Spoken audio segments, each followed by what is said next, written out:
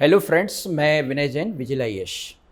जैसा कि आप देख रहे हैं, आज हमारी परिचर्चा का विषय है MPPSC मेंस। उसमें भी हम आंसर राइटिंग लर्निंग करेंगे आज। इसके लिए हमने MPPSC 2020 का प्रश्न लिया है। उस प्रश्न को हम समझेंगे और ये जानेंगे कि उसमें उस प्रश्न के अंदर क्या बातें शामिल थीं, उसको कैसे लिखा जा सकता था, लोगों ने कैसा लिखा, या जिन लोगों ने MPPSC 2020 मेंस के पेपर्स देखे होंगे उनके दिमाग में क्या थॉट बना होगा उस प्रश्न को लेकर के। तो इस प्रश्न की हम चर्चा करेंगे और इस चर्चा के साथ हम आपको ये बताने का प्रयास करेंगे कि मेंस एक तकनीकी परीक्षा है और उसकी तकनीकी को जाने बिना हम इसमें अच्छा स्कोर नहीं कर सकते। तो देखिए, प्रश्न जो था MPPSC 2020 का हमने प्रश्न लिया है, यहाँ पे आपको शायद दिख रहा होगा, मध्य प्रदेश में स्वतंत्रता आंदोलन का वर्णन कीजिए। Describe the freedom movement in Madhya Pradesh, है ना, ये आपका प्रश्न है। इस प्रश्न को MPPSC मेंस 2020 पेपर 1 पार्ट 1 में 200 शब्दों में ये पूछा गया था। 3.4 नंबर का ये प्रश्न है। प्रश्न को देखने के साथ ही हमको लगता है कि प्रश्न बड़ा सरल है और हम उसको लिखना शुरू कर देते हैं। कई सारे अभ्यर्थियों ने हमें बताया कि सर, हमने इसमें 1842 का जो बुंदेला विद्रोह हुआ था वहाँ से हमने इसको लिखना शुरू किया, फिर हमने 1857 का विद्रोह भी लिखा, फिर बाकी सारी जो घटनाएं मध्य प्रदेश की में होती हैं उन सभी घटनाओं को हमने इसमें समाहित किया है। तो यहाँ पे फ्रेंड्स मैं ये बताना चाहूँगा कि हमारा जो आंसर राइटिंग सेशन का क्लास है, जिसमें हम आंसर राइटिंग को लर्न करेंगे, सीखेंगे, उसकी जो तकनीकी बारीकियां हैं उनको समझेंगे, तो ऐसा हमारा जो प्रोग्राम है वो 6 जुलाई से शुरू होने वाला है और ये लाइव आंसर राइटिंग क्लास रहेगा और इसमें हम बहुत फंडामेंटल्स चीज़ों को आपके साथ डिस्कस करेंगे। देखिए, इस प्रश्न को हम यहाँ पे समझने का प्रयास करते हैं और आप अभ्यर्थियों का जो मनोविज्ञान है, उन्होंने इसको कैसे लिखा होगा उसको भी हम जांच लेते हैं। तो इस प्रश्न में सबसे पहले आपको जो प्रश्न दिया गया है उसको प्रॉपर अंडरस्टैंड करना है, अच्छे तरीके से समझना है, जल्दबाजी और हड़बड़ाहट में काम नहीं करना है। देखिए, अब यहाँ पर अगर हम देखें तो इस प्रश्न के 2 पार्ट हैं। मध्य प्रदेश में स्वतंत्रता आंदोलन और इसका दूसरा जो भाग है वो है मध्य प्रदेश के स्वतंत्रता आंदोलन का वर्णन कीजिए। बात समझ में आया? तो इस प्रश्न के 2 भाग हैं, यानी डिस्क्राइब करना है किसको? फ्रीडम मूवमेंट इन मध्य प्रदेश को। ठीक समझ में आया आपको? अब देखिए, यहाँ पे सबसे पहले आता है कि जो मध्य प्रदेश का स्वतंत्रता आंदोलन है, तो मैं यदि आपसे ये प्रश्न करूं कि आप बताइए मध्य प्रदेश का जो स्वतंत्रता आंदोलन है वो कब से शुरू होता है, या हम आपसे ये जानना चाहें कि भारत का स्वतंत्रता आंदोलन कब से शुरू होता है, तो आप क्या बताएंगे? तो सबसे पहले तो हमें ये समझना है कि स्वतंत्रता आंदोलन का जो स्टार्ट पॉइंट है वो कहाँ से है। अगर आपको ये नहीं पता है तो आपका उत्तर गलत दिशा में चला जाएगा, आप उत्तर को गलत तरीके से लिखेंगे। तो सबसे पहले हम ये देखते हैं कि स्वतंत्रता आंदोलन का मतलब क्या है भारत के संदर्भ में।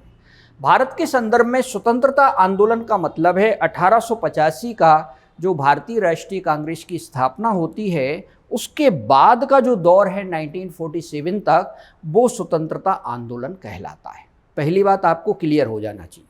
अब हम बात करते हैं, क्या मध्य प्रदेश में भी 1885 के बाद स्वतंत्रता आंदोलन शुरू हो गया था? तो यहाँ पे जब आप थोड़ा सा डीप में पढ़ेंगे तो हमारे प्रदेश में ये जो आंदोलन शुरू होता है वो 1907 में मध्य प्रदेश प्रांतीय कांग्रेस समिति के गठन के साथ शुरू होता है। लेकिन स्वतंत्रता आंदोलन में उतनी सक्रियता देखने को नहीं मिलती है। ये सक्रियता हमें देखने को मिलती है 1922 के बाद, जब चौरा चौरी कांड होता है और उसके बाद असहयोग को वापस ले लिया जाता है। तो उसके बाद झंडा सत्याग्रह की घटना होती है, आप लोग सभी जानते हैं। तो आपको सबसे पहले इसका इंट्रो बनाना है और इंट्रो में अगर आपने गलत चीज़ लिख दी तो आपका पूरा आंसर गलत डायरेक्शन में चला गया। ठीक है, आपको ये समझ में आ गया कि स्वतंत्रता आंदोलन में हमें 1842 का विद्रोह नहीं बताना है, हमें 1857 का विद्रोह नहीं बताना है। अब देखिए, कॉमन सेंस लगाइए थोड़ा सा आप, विद्रोह और आंदोलन में अंतर तो होता है, आप यहाँ से भी समझ लीजिएगा। तो आप जबरन उसमें क्यों उसको शामिल कर रहे हैं, है ना। तो सबसे पहले आपको ये जानना है कि प्रश्न को ठीक से डिकोड कर लें, प्रॉपरली उसको अंडरस्टैंड कर लें। अब देखिए, अब आपको ये समझ में आ गया कि स्वतंत्रता आंदोलन में मुझे लिखना क्या है। अब बात आती है लिखेंगे कैसे, कैसे शुरू करेंगे, इंट्रो कैसे बनाएंगे, बॉडी पार्ट कैसे बनाएंगे, उसका निष्कर्ष का जो प्रतिपादन है वो कैसे करेंगे। तो अगली स्लाइड में हमने ये जो आंसर बनाया है इसका, उसके माध्यम से हम इसको समझते हैं। देखिए, ये आंसर है यहाँ पे, क्योंकि जब तक हम उसको लिखेंगे नहीं आपको हम ठीक से समझा नहीं सकते, है ना। तो सबसे पहले आप देखिए, प्रश्न का प्रारूप देखिए, सॉरी उत्तर का प्रारूप देखिए, उत्तर की संरचना देखिए, उसका गठन देखिए, उसकी शब्द सीमा में जो बातें लिखी गई हैं उसको देखिए, और सभी महत्वपूर्ण जो बातें हैं स्वतंत्रता आंदोलन की वो पॉइंट्स देखिए, आपको हाईलाइट होते हुए दिख रहे हैं यहाँ पे। तो इस प्रकार से ये जो प्रश्न का उत्तर है उसे हम एक आदर्श प्रश्न कह सकते हैं। देखिए अभ्यर्थियों, मैं यहाँ पे आपसे ये भी कहूँगा यहाँ पे कि कोई ज़रूरी नहीं है कि मैंने जो आंसर फ्रेम किया है वही सबसे बेस्ट आंसर है। हो सकता है आप लोगों में से या कुछ अन्य हमारे जो साथी पढ़ाने वाले हैं उन्होंने इससे अच्छा भी लिखा हो, लेकिन मैंने एक प्रयास किया है। इस प्रयास को अब हम यहाँ पे आपके साथ डिस्कस करेंगे। सबसे पहले देखिएगा, इंट्रोडक्शन देखिएगा। देखिए, हम बार बार आपको ये कहते हैं, इंट्रोडक्शन आपका हेड है, ये बॉडी पार्ट है, और फिर आपका नीचे का भाग आ जाता है, तो वो आपका निष्कर्ष कहलाता है। तो सबसे महत्वपूर्ण भाग बॉडी में कौन सा हुआ, बोलो, हेड हुआ। तो भले ही 2-3 लाइन रहती हैं, लेकिन वो आपके उत्तर लेखन का पूरा चरित्र बता देती। ठीक है, अब देखिए यहाँ पे मैंने कैसे इसको लिखा है। ये यहाँ तक इंट्रो है आपका। ओके, तो इंट्रोडक्शन में यानी जो हमने प्रस्तावना है, इसकी जो शुरुआत है वो कैसे की है। 1907 में प्रांतीय कांग्रेस समिति के गठन के साथ मध्य प्रदेश में स्वतंत्रता आंदोलन की शुरुआत हो जाती है। मध्य प्रदेश का संपूर्ण स्वतंत्रता आंदोलन, अब देखिए उसका एक दूसरा भाग है जिसमें हम बॉडी पार्ट को कनेक्ट करेंगे, यानी उत्तर का जो विस्तार होगा वो इन्हीं 2 बातों के आधार पर होगा। उत्तर हमेशा ऐसा होना चाहिए जिसमें इंट्रो बॉडी पार्ट से जुड़ा हो, निष्कर्ष जो है वो इंट्रो और बॉडी पार्ट से जुड़ा हुआ, कनेक्ट होना चाहिए चीज़ों को, है ना। ऐसा नहीं कि इंट्रो कुछ और लिख रहे हैं और बॉडी पार्ट में कुछ और लिख रहे हैं, निष्कर्ष में कुछ और लिख रहे हैं, तो आपकी जो सुसंबद्धता है उत्तर की वो ख़त्म हो जाएगी। आपका जो आंसर राइटिंग है, आपने आंसर किया है, वो कोहेरेंस ख़त्म हो जाएगा आपका। ओके, तो देखिए यहाँ पे, अब यहाँ पे मैंने लिखा है इसमें दूसरा, तो एक तो मैंने ये बता दिया है पहली लाइन में कि मध्य प्रदेश में स्वतंत्रता आंदोलन की शुरुआत कब से होती है। फिर मैंने क्या बताया, शुरुआत जो होती है उसके बाद क्या क्या होता है, फिर वो बताया गया है यहाँ पे। अगले उसमें देखेंगे आप कि मध्य प्रदेश का संपूर्ण स्वतंत्रता आंदोलन 2 तरह की विचारधाराओं से प्रेरित होता है। पहली गांधीवादी विचारधारा और दूसरी क्रांतिकारी विचारधारा। देखिए, अब ये स्वतंत्रता आंदोलन की मेन थीम है मध्य प्रदेश की, जिस पर आपका पूरा उत्तर टिका होगा, है ना। अब इसको फिर अब इसको ओपन करेंगे हम। तो ओपन में हमने पार्ट ए और पार्ट बी बना के लिखा है, आप देख सकते हैं यहाँ पे। पार्ट ए जो है उसमें हमने गांधीवादी, ये देखिए आप यहाँ पे, गांधीवादी,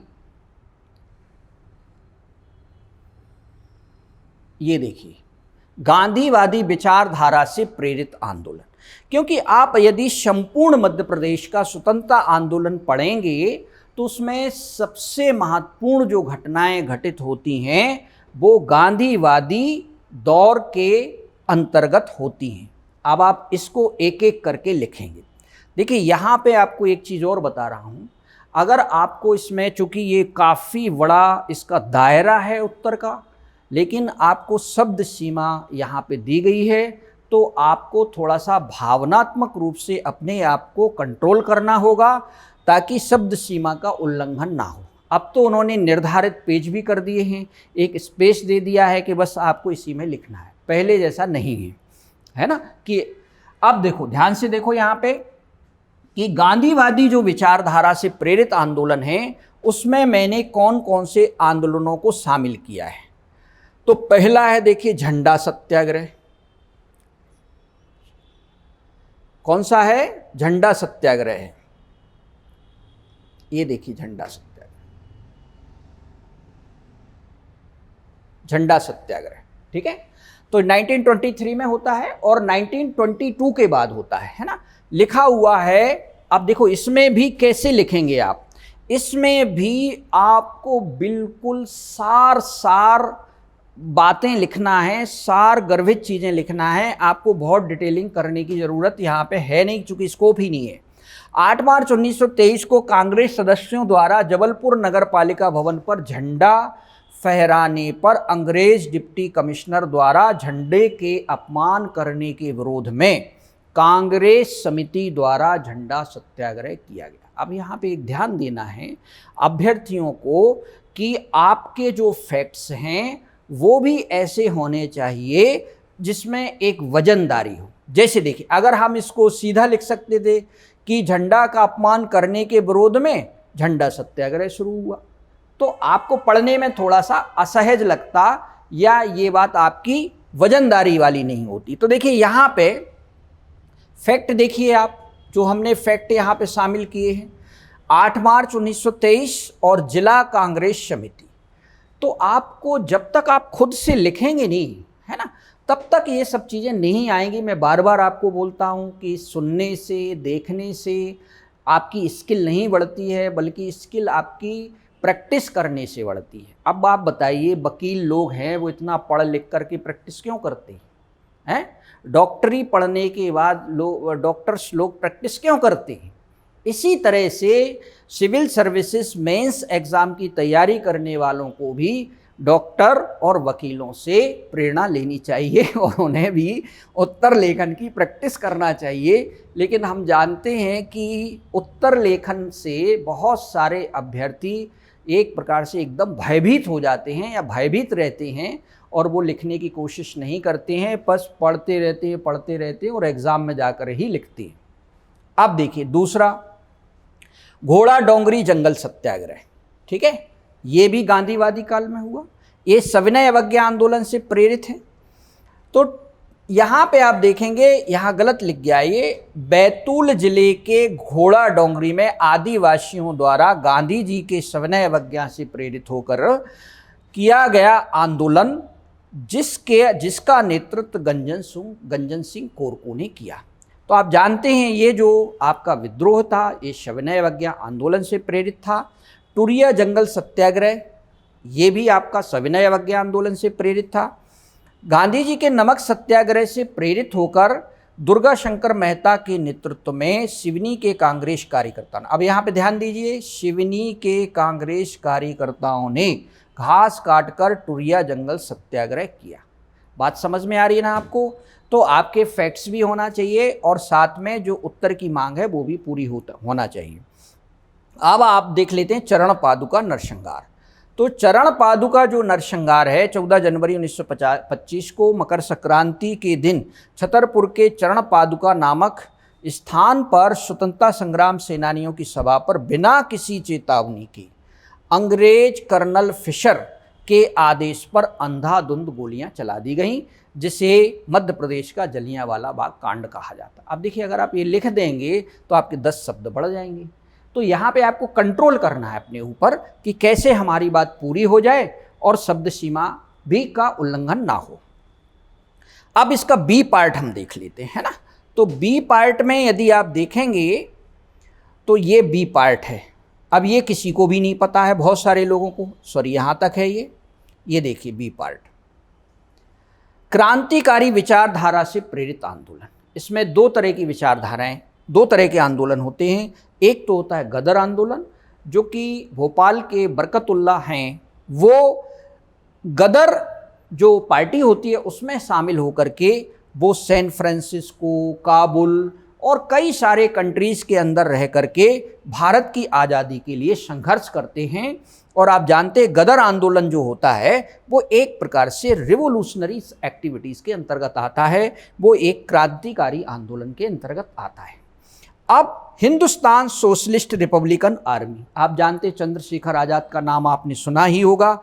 उन्होंने इस आंदोलन को मध्य प्रदेश के जो ओरछा स्थान है वहाँ पर उन्होंने गुप्त तरीके से अपनी गतिविधियों को संचालित रखा और क्रांतिकारी आंदोलन को आगे बढ़ाया। इस बात से आप सहमत हैं? देखिए कितना आंसर जो है वो मीनिंगफुल आंसर है, कितना प्रोडक्टिव है और प्रश्न की मांग के अनुसार है। इसमें कोई भी चीज़ अनावश्यक नहीं लिखी गई है। अब हम निष्कर्ष देख लेते हैं। देखिए आपका जो इंट्रो होता है और निष्कर्ष होता है वो आपकी समझ बताता है ना कि आपको उस विषय का कितना अच्छा नॉलेज है। निष्कर्ष देखिए, भारतीय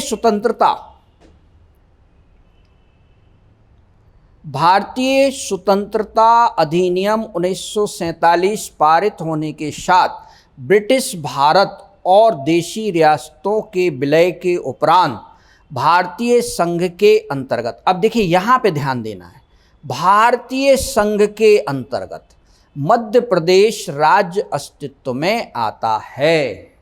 भारतीय संघ के अंतर्गत अगर आप ऐसा लिख दोगे कि मध्य प्रदेश 1947 के बाद आज़ाद हो जाता है या स्वतंत्र हो जाता है, तो भैया मध्य प्रदेश कोई देश थोड़ी है ना। तो अगर वो स्वतंत्र भी होगा तो किसके अंतर्गत होगा? इंडियन यूनियन के तहत ही होगा ना। तो देखिए यहाँ पे आपका निष्कर्ष का प्रतिपादन भी देखिए कितना सारगर्भित है, कितना महत्वपूर्ण है और किस चीज़ को हमने हाईलाइट किया है। तो ये आपका उत्तर मैंने एक सैंपल प्रस्तुत किया यहाँ पे और इसको हमने थोड़ा सा मॉडल बनाने की कोशिश की है, यानी आदर्श बनाने की कोशिश की है, ताकि आप इससे प्रेरित होकर के इसी प्रकार के कुछ उत्तर लिख पाएँ। समझ में आया ना आपको सभी को? लास्ट में हम कहते जाते जाते आपसे ये कहेंगे कि विजिल IAS जो ऐप है उस ऐप को आप लोग डाउनलोड कीजिएगा।